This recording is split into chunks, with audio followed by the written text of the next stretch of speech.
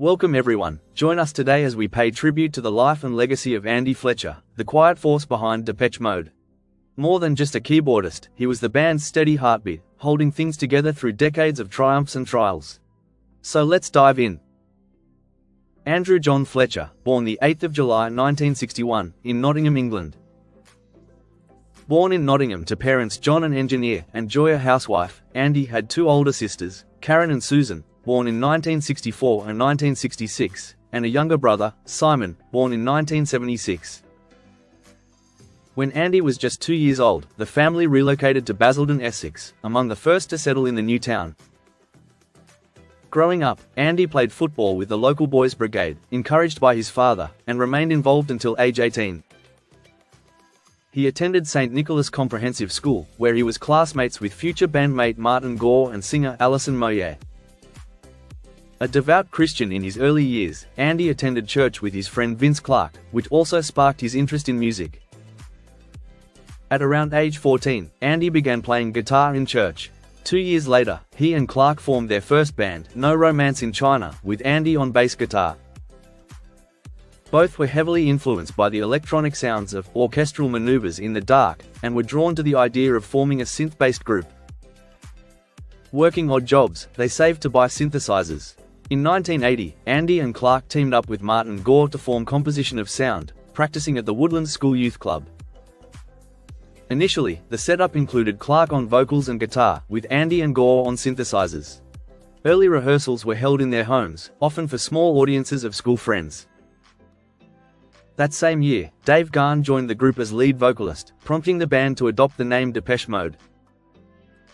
Around this time, Andy completed his A-levels in politics and began working at Sun Life Insurance Company.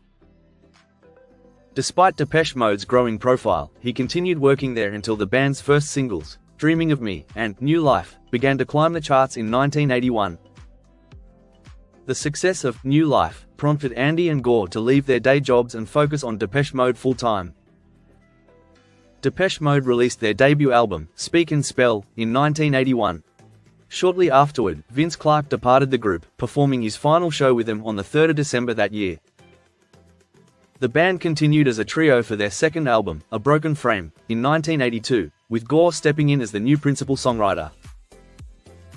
Later that year, Alan Wilder joined the band, initially as a touring keyboardist before becoming a full member and the group's musical director. This new lineup helped define Depeche Mode's evolving sound and marked the beginning of their rise to international acclaim. Following Alan Wilder's arrival in 1982, Andy's role within Depeche Mode began to shift as the band members naturally gravitated toward the duties that best suited their individual strengths. Andy's onstage musical contributions primarily consisted of supporting synthesized and sampled parts, which were simplified to match his level of technical ability. Although he no longer sang live after 1981, his voice can still be heard on some studio recordings, such as on 1982's The Sun and the Rainfall, and again in vocoded form on Interlude No. 2, Crucified, the musical bridge between Enjoy the Silence and Policy of Truth on 1990's Violator. As Depeche Mode's fame grew, particularly after the release of 1986's Black Celebration, Andy increasingly took on behind-the-scenes responsibilities. Without a dedicated manager, he gradually assumed a more administrative and business-oriented role within the group, which he continued to fulfill until his death. During the 1989 recording sessions for Violator in Milan, Andy began experiencing symptoms of depression, which became noticeable to the other members. He eventually returned home to recover. A similar episode occurred in 1992 while the band was recording songs of faith and devotion, once again requiring Andy to take a step back to manage his mental health. He had long struggled with anxiety, depression, and obsessive-compulsive tendencies, which he believed were inherited from his father. Andy also attributed some of his emotional difficulties to the loss of his sister Karen, who had allegedly died from stomach cancer in her early 20s in 1986. He relapsed again in 1993 during a particularly difficult period for the band. In 1994, Depeche Mode launched the second leg of the Devotional Tour, rebranded as the Exotic Tour and Summer Tour '94. Despite concerns from both Andy and Mute Records founder Daniel Miller, the band pushed ahead. The grueling schedule and personal issues weighed heavily on Andy, and he ultimately withdrew from the remaining 39 shows due to declining mental health. He had performed in 21 concerts before stepping down, after which longtime associate Daryl Beaumont temporarily took his place. Following Wilder's departure in 1995, Depeche Mode continued as a trio, with Gore leading the songwriting and contributing both backing and occasional lead vocals, Gunn as lead singer and later a songwriter himself, and Andy remaining in a limited keyboard role. In addition to his performance duties, Andy unofficially served as the band's spokesperson, often fronting interviews, video messages, and promotional campaigns. Notably, he was the only member of Depeche Mode who never received a songwriting credit. In the early 1980s, during Depeche Mode's rise, Andy privately recorded a solo cassette titled Toast Hawaii, named after his favorite dish from the Hansa Studios cafe. The project featured Andy singing covers of songs he loved, accompanied on piano by Alan Wilder or Martin Gore. Though the band considered releasing it, they were unable to convince Daniel Miller to approve the idea. The cassette was never officially issued, and as of 2022, its whereabouts remain unknown. By the early 2000s, Andy had become deeply involved in the managerial and diplomatic side of Depeche Mode.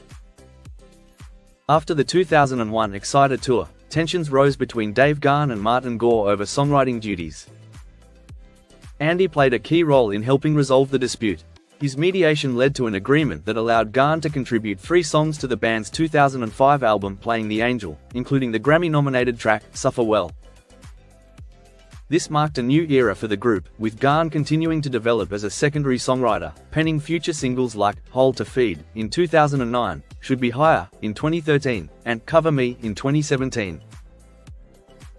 In 2002, while continuing his responsibilities with Depeche Mode, Andy launched his own record label under the Mute Records umbrella, naming it Toast Hawaii, after his earlier solo project. The label's first and only signing was the electro-pop group, Client. Andy oversaw the production of their debut self-titled album in 2003 and their follow-up, City, in 2004. He also produced extended remixes for several of their singles, including Price of Love, Rock and Roll Machine, Here and Now, In It for the Money, Radio, and Pornography, which featured Carl Barat of the Libertines. Client parted ways with Toast Hawaii in 2006, and the label has remained inactive since. Outside of his work with the band and the label, Andy occasionally toured as a DJ.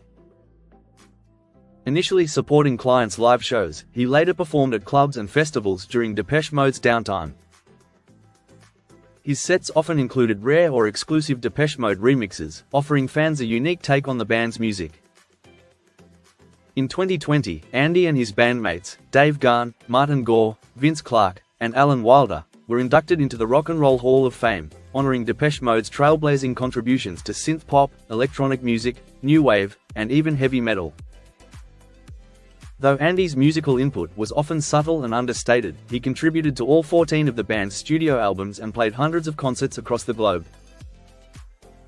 In both the studio and live performances, he supported Depeche Mode's sound with synthesizer parts, including bass lines, string arrangements, drones, and various samples. Andy remained with Depeche Mode from the band's official formation in 1980, through to their final album with him, Spirit, released in 2017. His presence, both musically and as a steadying influence behind the scenes, was a vital part of the band's 40-year legacy. On a personal level, Andy married Graw Nia Mullen in the early 90s. The couple shared 30 years together and raised 2 children, their daughter Megan, born in 1991, and their son Joseph, born in 1994. Despite the wild and often chaotic reputation that surrounded Depeche Mode during their peak years, Andy remained grounded and maintained a modest lifestyle away from the spotlight. He enjoyed simple pleasures like playing chess, snooker, watching football, and spending time with friends.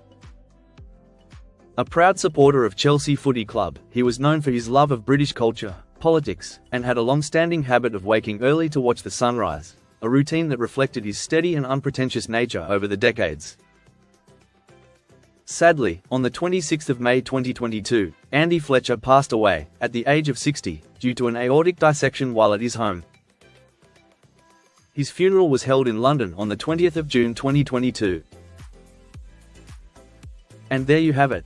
Though Andy is no longer with us, his impact continues to echo through the generations of music lovers around the world. From his early days helping shape the band's sound, to his behind-the-scenes leadership and tireless dedication, Andy's legacy lives on through the music, the memories, and the millions he inspired.